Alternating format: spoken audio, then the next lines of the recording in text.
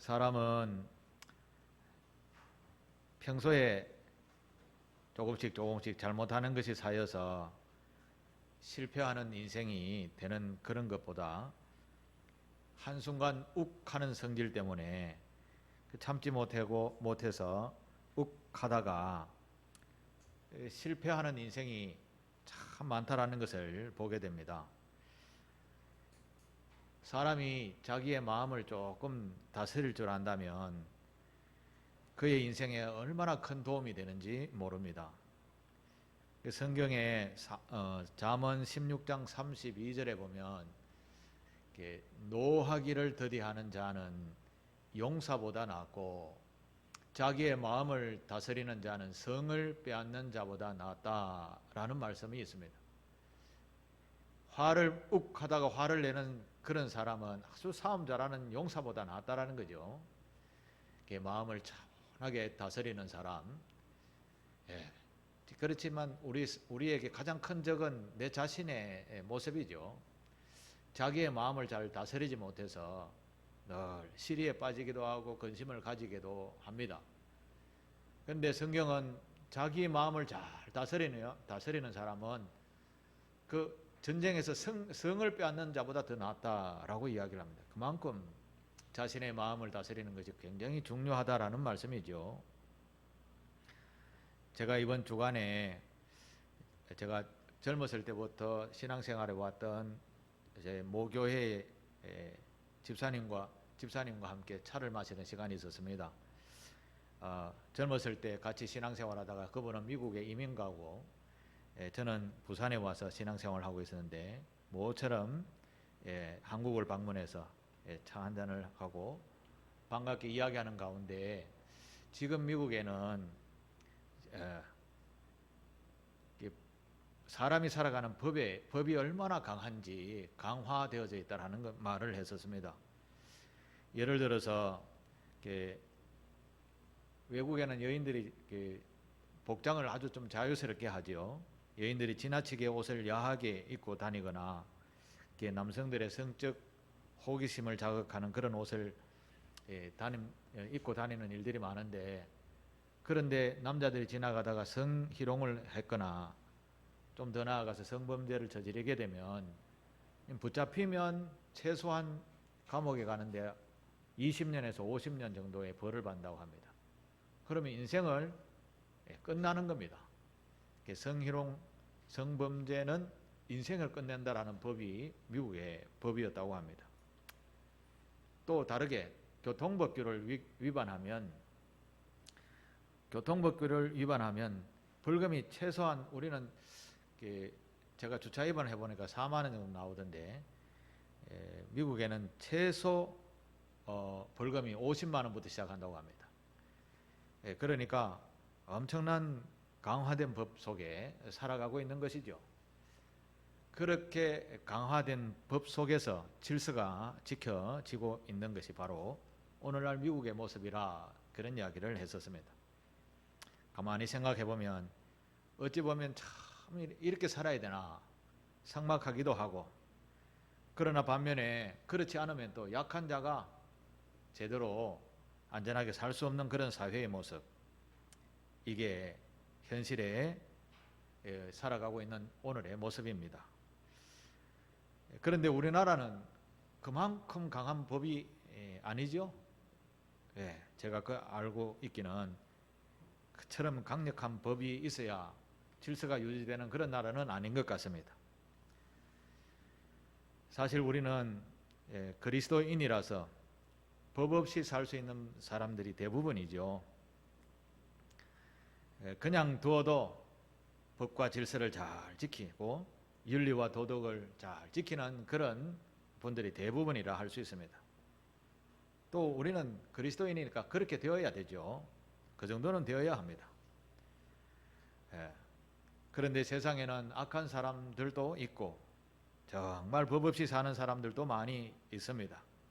그런데 몇 안 되는 악한 사람들 때문에 법은 꼭 필요한 것이지요. 그것이 오늘 우리가 살아가고 있는 세상이라 할 수 있습니다. 하나님께서는 죄를 멀리하라고 가르쳐 주셨습니다. 특히 욥기 11장 14절에 한번 말씀을 볼까요? 같이 한번 읽어보겠습니다. 네 손에 죄악이 있거든 멀리 버리라. 불의가 내 장막에 있지 못하게 하라. 아멘. 이 말은 무슨 말인가 하면 내가 지금 죄를 범하고 있거든 빨리 그 손을 놓고 던져버리고 멀리 떠나보내라. 나에게서 그 죄를 멀리 해라. 또 우리 집에 어려운 일이 아닌 이거 잘못되는 일인데 라고 하는 일은 아예 내 집에 문턱에도 넘지 못하게 해라. 이게 하나님의 우리가 살아가는 삶의 기준, 표준입니다. 예수 그리스도를 믿는다는 사람에게는 이런 선함이 가득해야 되죠.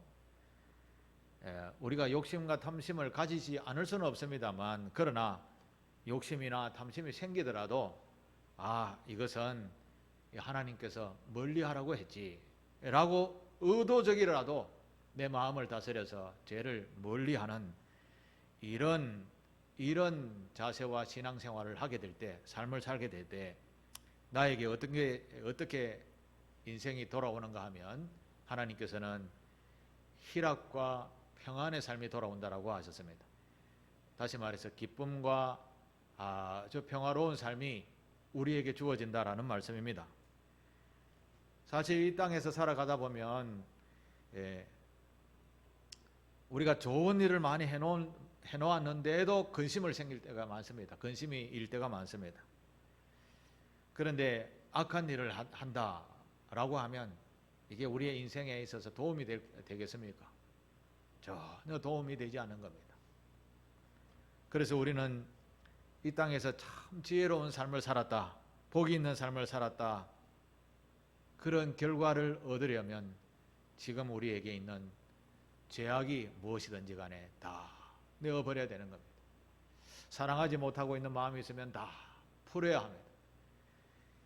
내가 이놈 두고 보자 이런 마음요, 그가 아무리 용서하고 다가와도, 무릎 꿇고 다가오지 않아도 풀어야 되는 것이 그리스도인입니다. 혹시 그런 마음이 있다면 다 푸십시오. 가지고 있어 봐야 아무 소용이 없는 것. 우리의 인생이 평화롭고 행복한 삶을 살려면 먼저 마음에 근심이 되는 이런 모든 것은 다 멀리하고 버리는 저와 여러분 되시기를 바랍니다. 그 옛말에 물은 쏟아져 버리면 다시 주워 담을 수 없다라는 말이 있죠. 물은 쏟으면 다시 회복할 수 없습니다. 여기에 혹시 회복할 수 있는 분이 계시면 특허가 날 수 있습니다. 우리의 인생도 마찬가지입니다. 우리의 마음에 잘못된 불의를 채우게 되면 이것이 또 다시 되돌릴 수 없습니다. 그래서 우리는 일평생 동안 주님의 마음을 본받아서 선하고 복된 길을 걸어서 성을 빼앗는 것보다 더 나은 그런 마음을 잘 다스리는 저와 여러분 되시기를 바랍니다. 자, 그러면 오늘 이 어려운 세상을 살아가는 우리가 행복한 삶을 살려면 어떤 자세로 살아야 하는지 오늘 본문의 말씀을 통해서 은혜를 나누도록 하겠습니다. 먼저 우리가 행복한 삶을 살려면요, 자신을 잘 살펴서 다른 사람들이 나를 볼 때에 무엇인가 본받을 만한 점이 있는가, 칭찬받을 만한 것이 있는가, 이런 존중을 받는 사람이 되어야 합니다. 이걸 자기 성찰이라고 하는데 이건 우리 인생에 있어서 굉장히 중요합니다. 저는 매주마다 저의 잘못을 보려고 지금 인터넷에 그대로 생중계가 되고 있고 녹화되어지고 이걸 또 설교만 또 잘라서 방송으로 이렇게 올려놓습니다. 제가 자랑하는 것이 하는 것이 아니라 하나님의 말씀은 드러나야 되지만 내 자신의 허물을 성찰해 보려고 의도적으로도 그렇게 방송을 하게 됩니다. 우리는 자신을 성찰할 수 있는 사람이 굉장히 지혜로운 사람이라 할 수 있습니다. 반대로 말하면 사람은 엄청나게 교만하거든요. 나도 모르게 얼마나 내가 교만한지 모릅니다. 아무것도 아닌데, 다른 사람이 볼 때는 아무것도 아닌데 내가 좀 가지고 있다고, 내가 좀 배부르다고, 내가 지위가 좀 있다고 엄청 사람들을 무시합니다. 그리고요, 다 내 중심으로 판단을 합니다. 지혜로운 사람은 객관적인 판단을 해야 됩니다. A와 B가 있다면 내가 A가 B가 아니라 제3자의 모습에서 A와 B를 바라볼 수 있는 시각을 가지고 있어야 됩니다. 자신도 그렇게 보고 상대방도 그렇게 보고, 상대방이 나를 볼 때는 이렇게 생각했겠구나. 내가 볼 때는 저 사람을 볼 때 이렇게 판단하는데 저 사람은 나를 어떻게 판단할까? 이런 생각을 가지고 좀 더 넓은 시각을 가지고 살아야 할 때 자신의 허물을 돌아볼 수 있는 것입니다. 사람들이 와 여기에 돈이 든다라고 보따리 사가 가면 그곳에는 항상 실패밖에 없습니다. 내가 정확하게 알지 못하면 절대 가지 않아야 합니다. 요즘 젊은이들이 비트코인이라는 그 코인에 빠져가지고 엄청난 손실을 보고 있습니다. 처음에는 비트코인이라는 가상화폐, 어르신들이 별로 관심을 안 가져도 됩니다. 가상화폐의 가치가 처음에는 몇십만 원부터 시작했는데 높이 올라가기는 6천만 원까지 올라갔습니다. 하나에. 그런데 지금 그것이 떨어져서 3천만 원, 어제 뉴스에 보니까 2천만 원까지 내려왔습니다. 5천만 원, 6천만 원 할 때 막 빚내가지고 오른다고, 내일 되면 6천만 원 되고 모레 되면 1억 원까지 간다 하면서 막 빚을 내어서 엄청 샀습니다. 그런데 눈 뜨고 나니 3천만 원, 또 자고 나니 2천만 원. 그 빚내어서 사놓은 돈 그거 어떻게 됩니까? 그러니까 지금 젊은이들이 밤에 잠을 이루지 못하고 있는 겁니다. 지금 이 시대의 모습입니다. 정말 위기죠. 위기입니다. 인생이라는 것이 욕심을 가지게 되면 자기 성찰을 하지 않으면 이와 같게 됩니다. 평안이라는 것은 아주 찾아볼 수가 없는 겁니다. 욕심을 따라가다 보면 언제나 그 욕심이 평안으로 기쁨으로 돌아가는 것이 아니라 걱정과 근심을 가득 채울 수밖에 없는 것이 바로 인생이라는 것이죠. 오늘 우리가 성경 말씀을 읽는데 이건 조금 해석이 좀 필요해서 제가 설명을 좀 하겠습니다. 오늘 성경에는 하만이라는 인물이 등장을 하죠. 하만, 그렇게 영어 인물은 아닌 것이 쉽게 읽을 수 있는 말입니다. 하만. 이 하만이라는 사람은 페르시아의 총리였었습니다. 페르시아라고 하면 지금의 인도에서부터 시작해서 아프리카, 에티오피아까지, 그러니까 서남아시아 전체를 아우르는 그런 대제국을 통치했던 나라가 페르시아라는 나라입니다. 아라비안 나이트 하면서 이런 영화도 많이 보셨죠? 바로 그 시대를 배경하는 나라가 페르시아입니다. 그 페르시아가 127개 도로 나누어져 있었습니다. 경상북도, 경상남도, 전라도 이런 것처럼 지금 말하면 작은 국가들이죠. 127개 도로, 성경에는 총독이라고 표현을 많이 하는데 총독으로 나누어서 이렇게 나라를 다스리고 그 127개 총독 위에 총리가 있었는데 이분이 바로 하만이라는 분이고 그 위에는 왕이 있었지요. 그 왕이 오늘 본문에도 보면 아하수에로라는 왕이었습니다. 이름은 안 외워도 괜찮습니다. 하만이 그런 높은 지위에 있으면서 여러분 일평생 동안 호의호식하며 살 수 있는 길이 열려 있었습니다. 그렇죠? 자신을 성찰하고 나라를 잘 다스리면 그의 지위를 흔들 사람은 바로 위에 왕 하나밖에 없습니다. 그러니까 일평생 숨이 끊어질 때까지 빠뜨려 섬기는 그런 위치에 있을 것인데 이 마음에 교만함이 들어오고 시기와 질투가 들어오니까 그 높은 위치에서 금방 땅에 떨어지는 그런 참담한 인생을 살았던 분이 하만이라는 인물입니다. 이 하만은 아말렉이라는 족속의 사람이었습니다. 아말렉의 왕이 아각이라는 왕인데요. 이 아말렉이라는 나라는 이스라엘 백성들이 이집트에서 출애굽해서 모세의 리더로 해놔서 가나안 땅으로 갈 때에 제일 첫 번째 전쟁했던 나라가 바로 아말렉이라는 나라였었습니다. 여러분 기억하시는지 모르겠는데 아말렉과 전투를 하는데 모세가 높은 산 위에서 손을 들고 기도할 때에는 이스라엘 백성들이 아말렉을 이겼습니다. 아이고 팔 아파라 하면서 손 내리고 있을 때니까 기도하지 않았을 때에는 아말렉이 이스라엘 백성들을 막 이기게 되는 겁니다. 그래서 모세가 팔이 아파도 끝까지 손 들고 기도했더니 아말렉을 이겼습니다. 그 나라가 바로 아말렉이라는데 아말렉의 후손 몇백 년 후손이 바로 하만이었는데, 그런데 그 역사 속에서 이스라엘과 아말렉은 항상 절천지 원수였습니다. 역사에 보면 계속 싸웠습니다. 하나님께서 한 400년이 지나서 아말렉을 그냥 두어서는 안 되겠다라고 하면서 이스라엘의 초대 왕에게, 초대 왕 사울 왕이죠, 왕을 부릅니다. 왕을 직접 부르는 것이 아니라 선지자를 부르죠. 요즘 말하면 목사를 불러서 하나님께서 말씀합니다. 사무엘상 15장 2절 3절 보면 이런 말씀이 있습니다.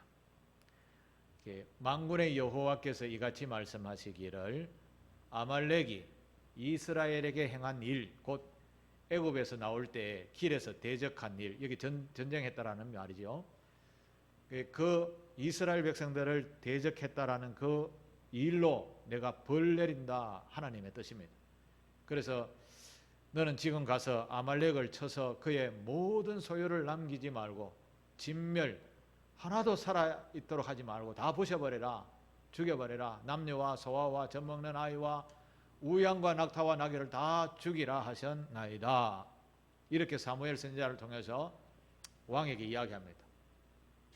이건 무서운 명령입니다. 그러나 역사적으로 가만히 살펴보게 되면 아말렉이 그만큼 죄를 지었습니다. 세상에서 멸문당할 만큼 죄를 지었습니다. 그래서 하나님께서 이런 벌을 내리셨습니다. 그런데요, 사울왕은 또 사람이죠. 전쟁에서 이겼습니다. 사람이 보기에는 이 양과 염소와 낙타와 낙이 이런 게 튼실튼실한 것들이 많이 있거든요. 야, 저거 우리 집에 그 디실디실한 걸 좀 버려보고 저거 해야 되겠다. 이제 이렇게 전리품들을 몇 가지를 하다 보니 많이 따로 모아놓게 되었습니다. 이걸 누가 보셨는지 아십니까? 하나님께서 다 보시고 계셨던 거죠. 사울왕의 마음 중심까지도 다 읽으셨습니다.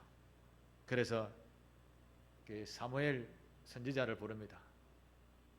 그 가서 사울왕에게 가서 왕의 자리를 폐위시켜버린다 라고 해라. 그렇게 해서 사무엘 선지자가 사울왕에게 가서 이야기합니다. 왜 하나님의 말씀대로 하지 않고 다 살려두고 전리품은 주문에 착복했습니까? 그러면서 유명한 말씀이 있죠. 사무엘상 15장 22절에 보면 순종이 제사보다 낫고 듣는 것이 수양의 기름보다 나으니 라는 말씀을 하죠. 순종이 제사보다 낫다라는 말은, 예를 들어서 부모님이 돌아가셔서 제사 지낸 날에 그동안 효도 한번 안 하던 자식들이 모여갖고 엄마 아버지하고 저를 막 제사상을 번듯하게 차려놔놓고 절하는, 우리말로 하면 애나 살았을 때 잘하지 그런 말이 되는 거예요. 순종이 제사보다 낫다는 말은 살았을 때 잘해, 그런 이야기인데, 겉으로만 제사장에 막 엄청나게 재물을 쌓아놓고 절한다, 마음이 없는 제사는 옳지 않은 제사라는 것이죠. 그래서 하나님께서 그의 왕위를, 직위를 찍어 내어려 버립니다. 그 다음 다윗을 왕으로 세우시죠. 하나님의 명령대로 하지 않았던 그 사울 왕은 왕의 자리에서 쫓겨나게 되죠. 그러면서 그 전리품을 다 사무엘 선지자는 다 부셔버리고 잡아왔던 아각 왕도 그 자리에서 다 하나님의 명령에 따라 다 죽여 없애버립니다. 자, 이런 일들이요, 수백 년이 또 흘렀습니다. 이 아말렉과 이스라엘은 이렇게 철천지 원수로 내려오게 되었는데, 오늘 하만이 바로 아말렉 사람이고, 거기에 눈에 가시 같은 존재인 모르드게가 유대인이거든요. 아이고 잘됐다, 아이고 잘됐다 라고 원수는 외나무다리에서 만나는 것처럼 하만은 반갑게 맞이합니다. 왜 반갑게 하냐면 이제 원수를 갚을 수 있거든. 이 에스더서를 쭉 읽어보게 되면 제가 조금 각색해서 설명을 드리겠습니다. 이 하만이 높은 지위에 올랐는데 이제 좀 허리에 뒷점 쭉 주고 거들먹거리는데, 아무리 내가 거들먹거려도 고개를 빳빳이 들고 나한테 절하지 않는 사람이 있는 겁니다. 그분이 바로 모르드게라는 사람입니다. 이 유대인이었었죠. 왜 절 안 하느냐, 목에 기부했나, 그게 아니고 하나님 외에는 고개 숙이지 아니하는 법을 가지고 있었던, 다시 말해서 신앙이 굉장히 투철했던 인물이 바로 모르드게였던 것이죠. 자기의 권위로, 총리의 권위로 찍어 넘겨버리려고 했는데 안 넘어가는 겁니다. 그래서 갈수록 화가 나서, 그래서 오늘 우리 성경을 읽었던 6절을 한번 보실까요? 6절. 하만이 모르드게를 죽이려고 생각했는데 모르드게만 죽이는 것이 원이 안 차는 겁니다. 원이 안 차는 겁니다. 그래서 모르드게만 죽이는 것이 부족하다고 생각하고 아하수에로의 온 나라, 그러니까 127개 도 되는 그 안에 있는 모든 유대인들을 함께 다 죽이자, 이런 계획을 하는 겁니다. 이런 계획. 왜냐하면 이 총리라는 자리가 그만큼 권위가 있는 자리였습니다. 2차 세계대전 때 독일이 유대인들을 600만 명이나 학살했다. 여러분 아시죠? 그보다 더 많은 사람들이 죽을 처지에 처해 있던 상황이 바로 이때의 모습이었던 것입니다. 앞에서도 제가 말씀을 드렸지만 하나님은 우리에게 죄는 멀리하라고 했죠. 그 죄라는 것은 집안에 있게도 하지 마라 했었습니다. 예수님은 우리에게 무엇을 가르쳤는가 하면 원수까지도 사랑하라고 하셨습니다. 원수까지도. 욥기 34장 11절을 한번 보실까요? 이것은 하나님의 법입니다. 사람의 행위에 따라 갚으사 각각 그 행위대로 받게 하시나니 라는 말씀인데, 제가 앞에 아말렉이라는 부족을 소개했죠.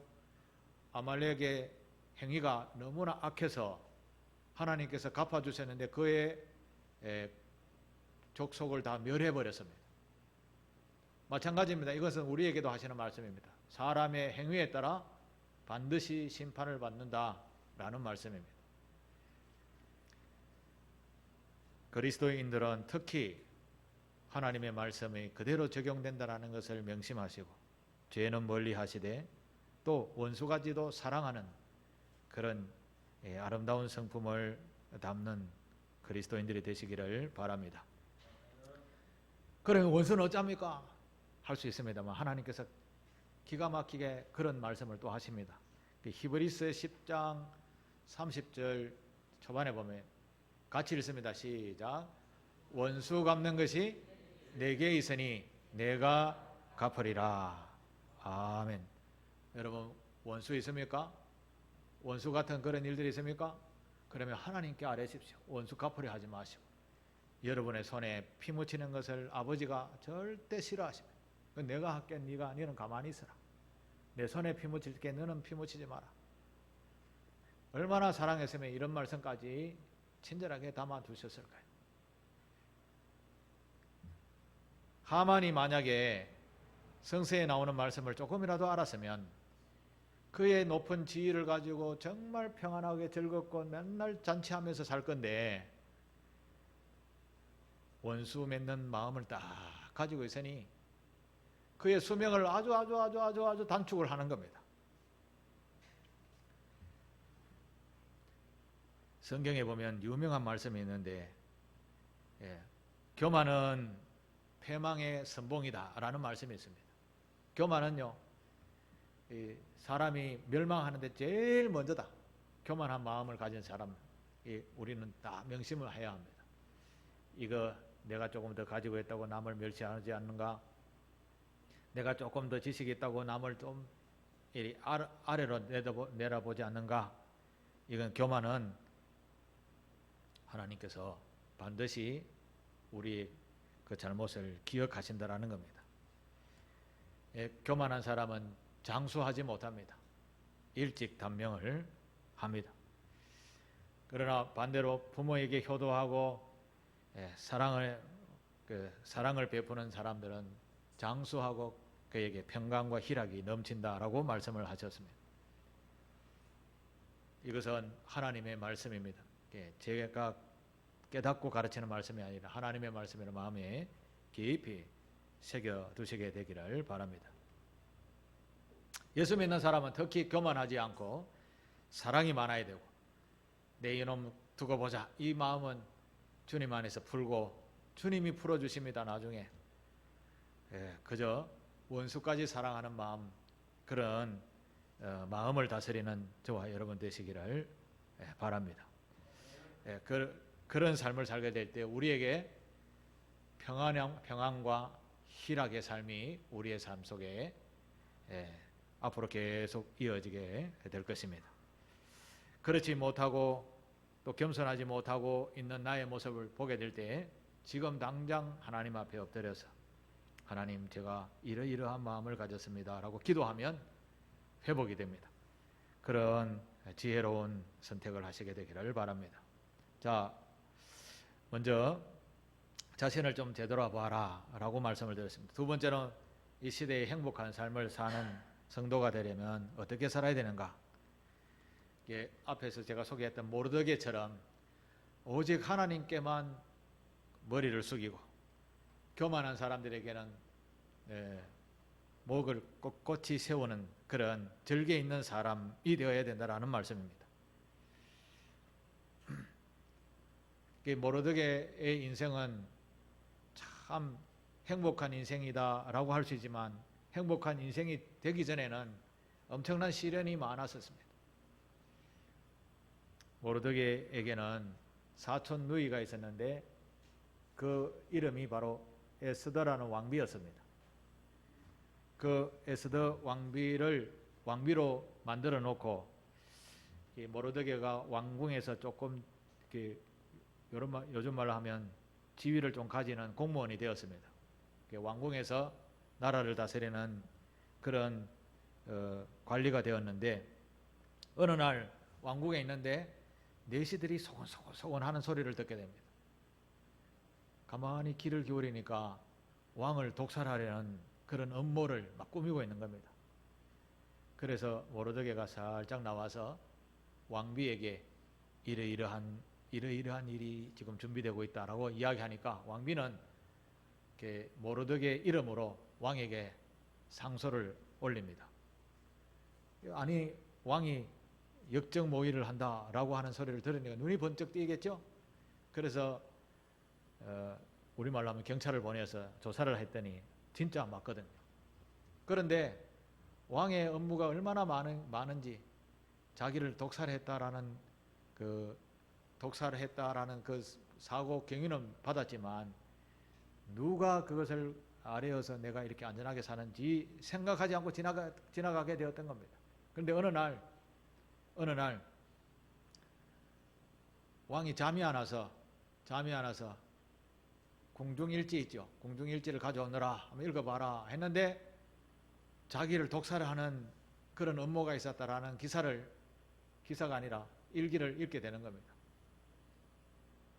잠이 안 오니까 그게 귀에 이렇게 번쩍 띄겠죠. 누가 그 사건을 알렸냐라고 이야기하니까 모르드게라는 인물입니다. 그러면 그가 어떤 상을 받았지? 아무 상도 안 받았는데요. 내시가 그렇게 이야기를 합니다. 왕이 이건 내가 실수했구나. 내가 저를 좀 칭찬해야 되겠다. 라고 하면서 이제 모르드게를 다음날 아침에 부르는데 그때 마침 하만이 이 모르드게가 자기에게는 철천지 원수라서 왕에게 아뢰어서 죽이려고 이제 오늘 왕의 제가를 받으러 왔습니다. 그런데 왕은 어젯밤에 모르드게의 일을 듣고 상 주려고 생각하고 있었던 거죠. 이거 참 기가 막히죠. 하나님께서는 이런 길을 통해서 상황을 완전히 역전시키는 그런 모습을 보여주게 됩니다. 왕이 하만에게 이런 이야기를 합니다. 우리나라에 엄청난 충신이 있는데, 야, 내가 봐도 감동을 받았는데, 그 충신에게 내가 무엇을 해서 상장을 줄까? 무엇을 해서 그를 칭찬할까?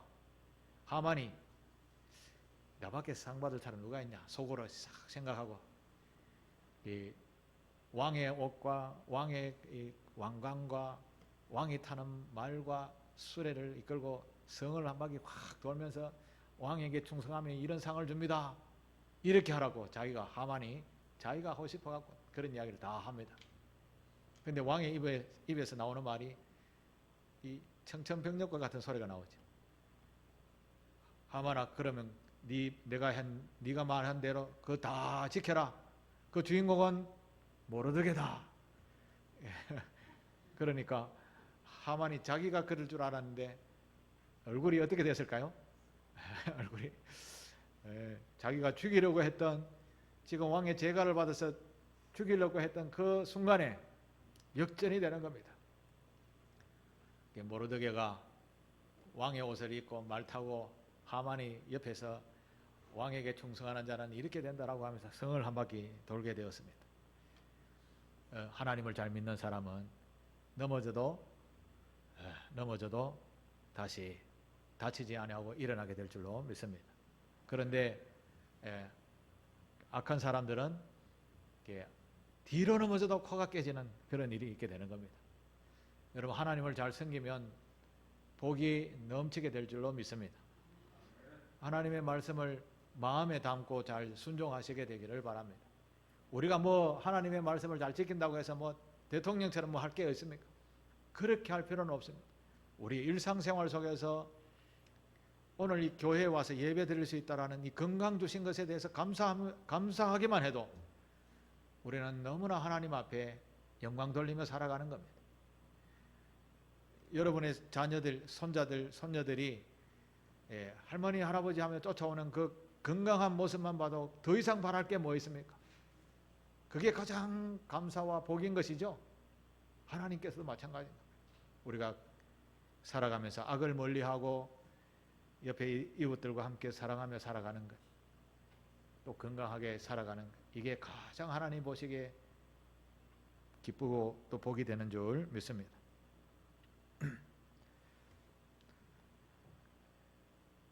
모르드게가 갑자기 왕의 부름을 받아서 이렇게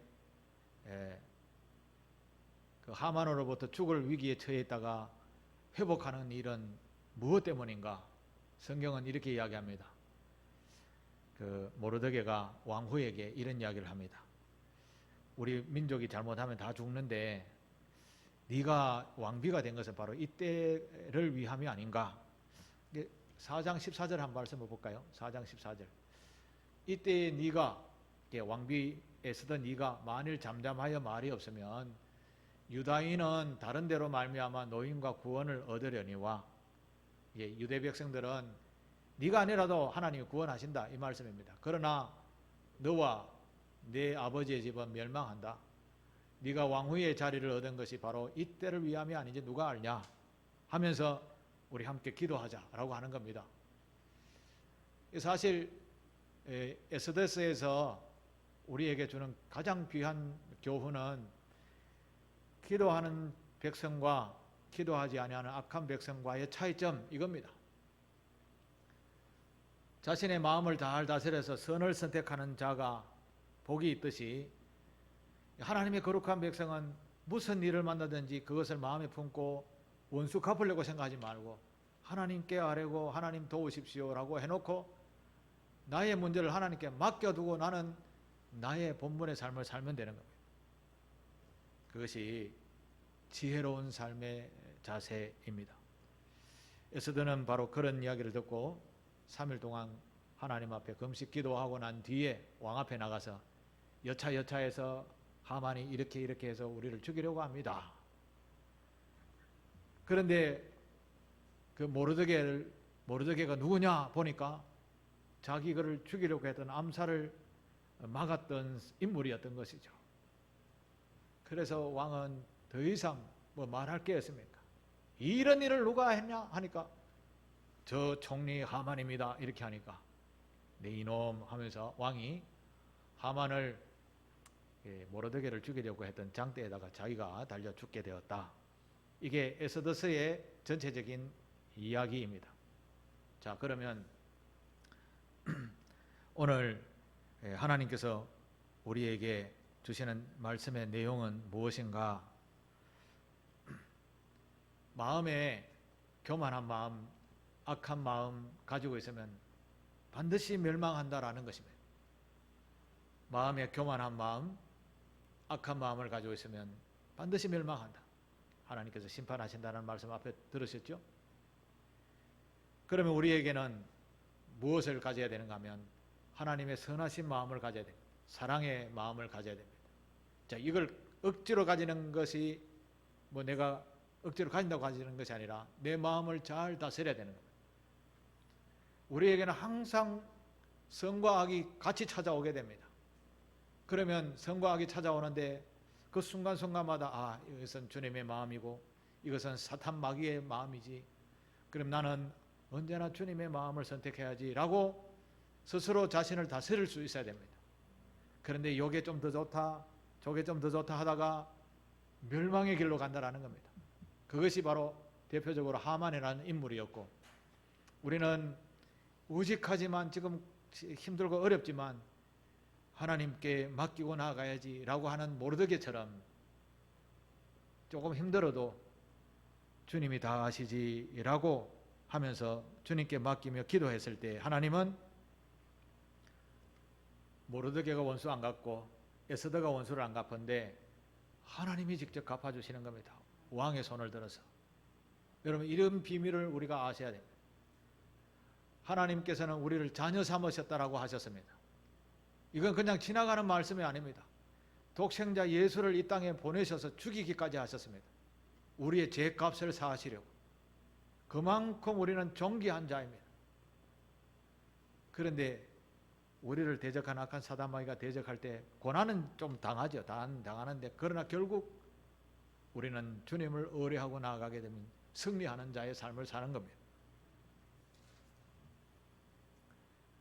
시편 37편 아주 중요한 말씀이 있습니다. 시편 37편 23절, 24절, 25절 우리 천천히 같이 한번 읽어보겠습니다. 시작. 여호와께서 사람의 걸음을 정하시고 그의 길을 기뻐하시나니 그는 넘어지나 아주 엎드러지지 아니함은 여호와께서 그의 손으로 붙드심이로다. 여기 잠깐만요. 하나님께서는 우리 모든 사람의 인생을 다 정하셨습니다.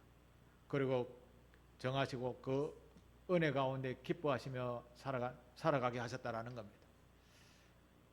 우리가 만약에 악의 소용이 들어있어서 넘어지고 쓰러지고 할 그런 인생이 환경에 왔다 하더라도 아예 아주 엎드려져서 넘어지지 아니하게 하는 것은 하나님의 자녀니까 붙들고 계신다라는 겁니다.